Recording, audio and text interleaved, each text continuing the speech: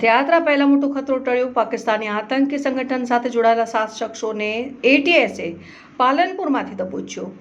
પાલનપુર જગન્નાથ ભગવાનની રથયાત્રા શાંતિપૂર્ણ રીતે સંપન્ન થાય તે પહેલા જ ગુજરાત એટીએસે એક મોટી આતંકવાદી સાજિશને નિષ્ફળ બનાવી હતી અને બનાસકાંઠા જિલ્લાના પાલનપુર તાલુકાના ભાગડ અને ટોકરિયા ગામમાં એટીએસ દ્વારા કરવામાં આવેલી આક્રમક કાર્યવાહીથી આખા પંથકમાં ખળભળાટ મચી ગયો હતો। શું છે સમગ્ર મામલો, આવો જોઈએ। ગુપ્ત બાતમીના આધારે એટીએસને માહિતી મળી હતી કે બનાસકાંઠાના કેટલાક શખ્સો સીધી રીતે પાકિસ્તાન સ્થિત આતંકવાદી સંગઠનો સાથે સંપર્કમાં છે અને દેશ વિરોધી પ્રવૃત્તિઓ કરી રહ્યા છે। આ માહિતી મળતા જ એટીએસની અલગ અલગ ટીમોએ બનાસકાંઠામાં ધામા નાખ્યા હતા અને એટીએસના ઓપરેશનની મુખ્ય વિગતો ભાગડ ગામમાંથી પકડાયા 6 આરોપી। એટીએસની ટીમે સૌથી પહેલા ભાગડ ગામમાં દરોડા પાડીને 6 શખ્સોને ઝડપી પાડ્યા હતા અને ટોકરિયા ગામમાંથી 7મો આરોપી, ત્યારબાદ પાલનપુરના ટોકરિયા ગામમાંથી વધુ એક આરોપીની ધરપકડ કરવામાં આવી હતી।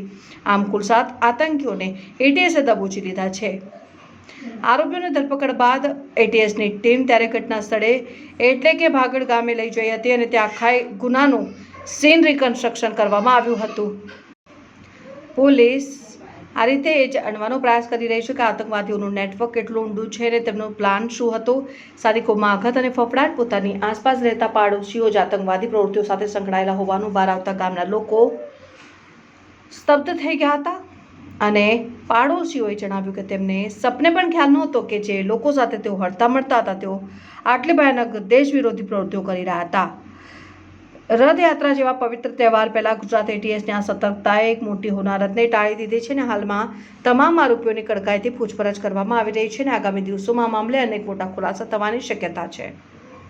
કેમેરામેન સાથે પરમાર બગીરસિંહ, ન્યૂઝ 7 ઇન્ડિયા, બનાસકાંઠા।